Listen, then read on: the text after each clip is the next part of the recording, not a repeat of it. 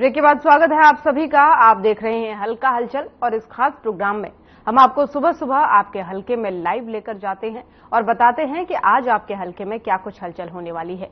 तो चलिए सबसे पहले आपको लिए चलते हैं पलवल, जहां से प्रवीण आहूजा हमारे संवाददाता हमारे साथ जुड़ रहे हैं। प्रवीण, आज आपके हलके में क्या कुछ खास रहने वाला है?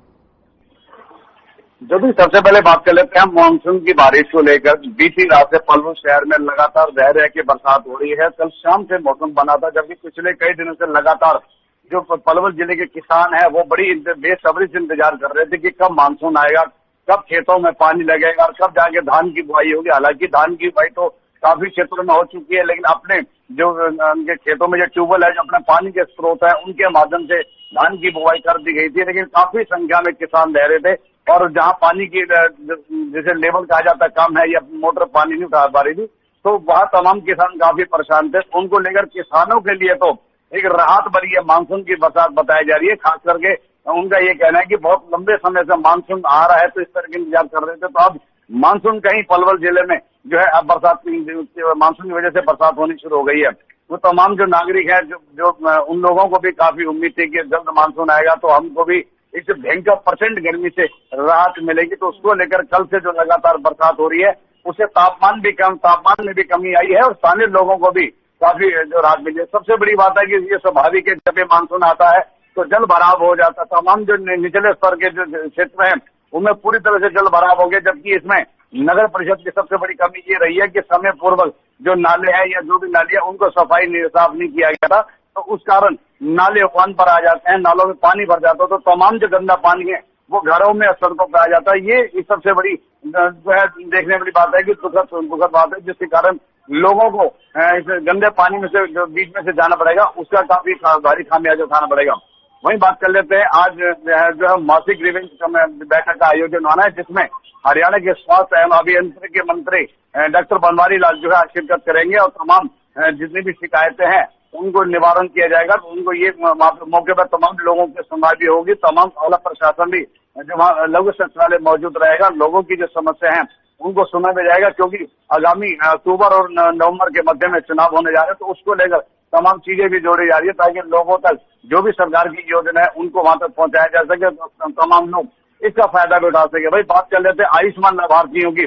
पिछले दिनों में अभी तमाम जितने भी हरियाणा प्रदेश के डॉक्टर हैं, IMA की ओर से एक बैठक हुई थी कि भाई इसमें आयुष्मान के जितने लाभार्थी है उनको ये निजी अस्पताल में इलाज कराया जाता था वो उनको इसका लाभ नहीं मिल पाएगा। तो उसी को लेकर पलवल जिले में भी 1 जुलाई से लेकर 5 जुलाई तक तमाम जो आयुष्मान के लाभार्थी, चरायु के लाभार्थी है, उन्हें निजी अस्पतालों में इलाज के लिए बिल्कुल बंद कर दिया गया था, क्योंकि काफी बताया जाए पलवल जिले का 200 करोड़ रुपए सरकार में बकाया था। लेकिन कल सरकार के साथ बैठक हुई है, जिसमें सरकार ने तमाम जितने डॉक्टर हैं उनके साथ औपचारिक बैठक बातचीत हुई है और उसमें बड़ा अच्छा रिजल्ट निकल कर आया। उसमें कहा गया कि जो 125 करोड़ रुपए 15 जुलाई तक तमाम जो भी पेंडिंग पेमेंट है वो पूरी निपटा दे दी जाएगी, जिससे अब आयुष्मान के जो लाभार्थी है उन्हें कहीं ना कहीं लाभ मिलता नजर आ रहा है। वो पिछले कई दिन से परेशान थे, ना तो वो ऑपरेशन करा पा रहे थे, ना ही निजी अस्पताल में इलाज करा रहे, तो इससे काफी सुखद है कि लोगों को अब राहत मिलती नजर आ रही है। जी ज्योति।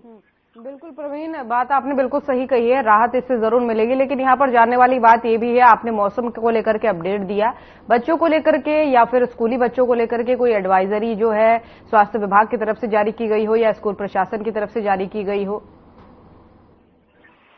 यदि ऐसी तो कोई एडवाइजरी स्वास्थ्य विभाग की ओर से नहीं की गई है, लेकिन ये जरूर है कि जो अभिभावक है वो अपने बच्चों को जरूर बता रहे हैं। लेकिन स्कूलों में बच्चों को पूरी जानकारी दी जा रही है कि बच्चे जो मौसम अब जो है आने वाला मौसम में जरूर बीमारी उत्पन्न होगी। जहाँ बरसात होती है तो वहाँ कहने के छोटे मोटे कीड़े भी निकलते हैं, तो उससे बचाव के तरीके भी बताए जा रहे हैं। और खास करके डेंगू और मलेरिया जो बीमारी आने वाले समय में जरूर होगी, तो उसको लेकर बच्चों को साफ कहा जा रहा है कि आप जो स्कूल ड्रेस पहन कर आते हैं पूरी बाजू की पहन कर आए। और कहीं ना कहीं उनको ये भी कहा जा रहा है कि थोड़ा बहुत अपने हाथों में तेल लगा कर आए, ताकि कोई भी मच्छर आपके शरीर पर ना बैठे, ना काट पाए, तो उसको बचाव के लिए। और सबसे बड़ी बात है कि अगर बरसात में भीग जाते हैं तो वो कोई ना कोई थोड़े बहुत अपने कपड़े स्कूल में डाल सकते हैं, ताकि 1-2 घंटा उस कपड़ों को पंखे में सुखा कर वो अपने दूसरे कपड़े स्कूल की जो ड्रेस है वो पहन सकते हैं।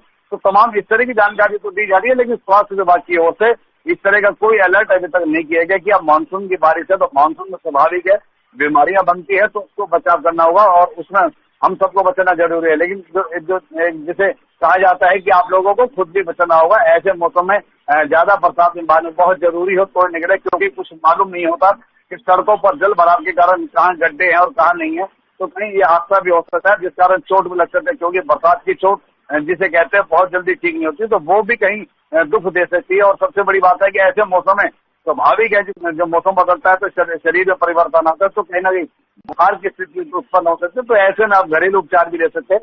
तो इस तरह की जानकारी परिवार के लोग तो दे रहे हैं, और जो बच्चे स्कूल जा रहे हैं उनके लिए तो दिक्कत का सामना यूं करना पड़ रहा है, क्योंकि बरसात चल रही है, तमाम क्षेत्रों में जल भराव है और कीचड़ बन चुके हैं, तो उनको घरों से निकलने में काफी दिक्कत का सामना करना पड़ रहा है। जी ज्योति। लेकिन यहाँ पर जानने वाली बात ये भी हो जाती है, क्योंकि मानसून की अभी ये शुरुआत की बारिश है, अभी थोड़ा और समय लगेगा ज्यादा भयंकर बारिश होने में, लेकिन ये जो पहली बारिश कहे एक तरीके से मानसून की, ये किसानों के लिए राहत भरी है या आफत भरी है? किसानों के लिए पूरी राहत भरी है, क्योंकि किसान बहुत लंबे समय से मानसून का इंतजार कर रहे थे, और उनका कहना था कि मानसून जब तक नहीं आएगा तो उनकी खेतों में पूरी प्रचंड गर्मी के कारण पूरी जो जमीन है वो पूरी गर्म हो चुकी थी, और जो भी पानी वो डालते हैं तो सारा पानी जमीन सोख लेती थी। वो पानी कितना ही आप चला दिए, लगातार 24-48 घंटे से वो चलाना पड़ता था, तो उससे बिजली की खपत हो रही थी और पानी भी धरती सूख रही थी। लेकिन मानसून की बारिश का सबसे बड़ा फायदा ये होता है कि बूंद बूंद जब ये धरती पर गिरती है तो वो इस तरह से होगी कि पूरी जमीन जो गर्म होती है उसको ठंडा कर देती है। और सबसे बड़ी बात है कि भारी मात्रा में बरसात होती है तो पूरे खेतों को लबालब भर देती है। लगातार बारिश है तो उसको जो है जो जमीन की पूर्ति है वो मूसलाधार बारिश से हो जाती है। तो इसका जो फायदा है वो तमाम किसानों को, किसान बहुत खुश है कि ऐसी मूसलाधार बारिश अगर आने वाले समय में लगातार मानसून चलता है तो धान की फसल को पूरा लाभ मिलेगा, क्योंकि धान के लिए अधिक मात्रा में पानी की आवश्यकता होती है। तो उसके लिए ऐसे मूसलाधार किसे कहते हैं, कुदरत का जो अमृत है वो अगर फसल पर गिरता है तो स्वाभाविक है आने वाले समय जो फसल होगी वो कहीं ना कहीं बम्पर पैदावार होगी। बम्पर पैदावार होती है तो किसान को बड़ा लाभ मिलता है, तो उसका जो माल जो मंडी में जाता है तो उसको अच्छी आमदनी होती है। और सबसे बड़ी बात है कि व्यापार में भी बढ़ोतरी होती है। तो ये तमाम चीजें हैं, ये तो मानसून के तो सब लोग इंतजार कर रहे थे। और सबसे बड़ी बात है प्रचंड गर्मी से भी राहत मिलती है, तो इसको देखकर इनका किसानों को तो इसमें पूरा लाभ मिलता है। जी ज्योति। बिल्कुल, और ये सब तो आपने बताया है प्रवीण, लेकिन एक चीज जानने वाली बात ये भी हो जाती है, क्योंकि आपने थोड़ी देर पहले बताया था कि कुछ बैठकें होने वाली है सरकार की भी, तो ऐसे में राजनीतिक पार्टियां किस तरीके की तैयारियां आजकल कर रही है, क्योंकि आने वाले 2-3 महीनों बाद चुनाव होने हैं? ज्योति बिल्कुल ठीक कह रहे हैं, क्योंकि चुनाव बिल्कुल नजदीक है। इस समय जुलाई का महीना चल रहा है और आने वाले समय बहुत ज्यादा आचार संहिता भी लागू हो जाएगी, जिसके लिए तमाम जो सरकार की जितनी योजना है, जो कार्य है वो पूरी तरह से बंद हो जाते हैं कि जब तक चुनाव नहीं हो जाते, चुनाव के बाद जाकर जो चुनाव आचार संहिता हटाई जाती है। तो उससे पहले तमाम जो सरकार के नेता हैं, जो दावेदारी करते हैं, उम्मीदवार हैं या जो भी उनके कार्यकर्ता, वो तमाम पूरे अपने क्षेत्रों में पहुंच चुके हैं, लोगों से लगातार बातचीत कर रहे हैं और प्रयास कर रहे हैं कि कोई मौका वो छोड़ना नहीं चाहते हैं कि कोई ना कोई मौका मिलना चाहिए, ताकि लोगों से सीधा जुड़ाव हो, लोगों से सीधी बातचीत हो, संवाद किया जा सके।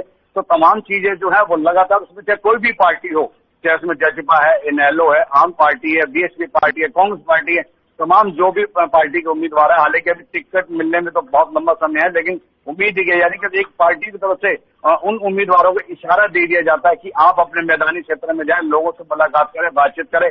तो वो तमाम जो नेता है वो अभी से अपना जो लोगों से मिलना शुरू कर दिया।